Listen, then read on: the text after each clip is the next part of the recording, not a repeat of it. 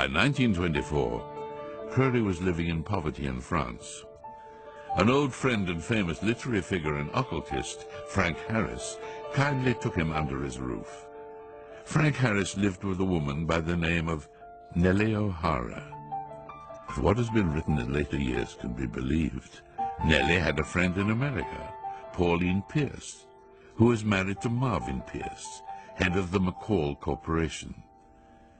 In early 1924, Pauline traveled to France to stay with her friend. Thus it was that four individuals came together: Frank Harris, Nellie O'Hara, Pauline Pierce, and Aleister Crowley. According to Crowley's diaries, during this period in Paris, Crowley underwent the supreme ordeal, linked with his realization of the grade of Ipsissimus.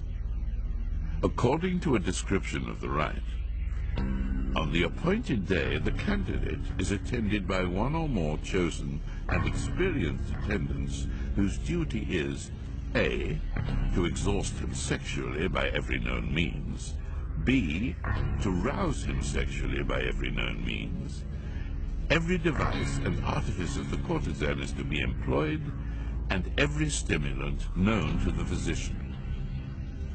If Crowley did go through this ordeal in 1924, then it is highly likely, based on his previous experiences, that his closest associates of that time, including Nellie and Pauline, performed as his magical assistants.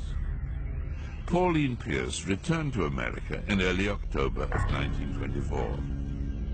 8 months later, on June the 8th, 1925, she gave birth to a girl named Barbara.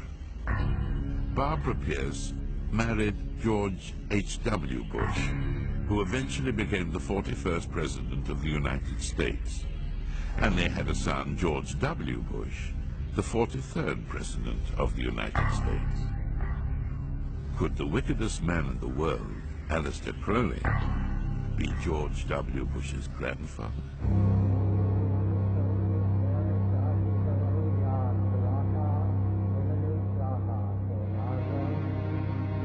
In 1925, Crowley received a letter from Theodore Roos of the OTO in Germany. A vacancy had become available for international head of the OTO. They had chosen Baphomet.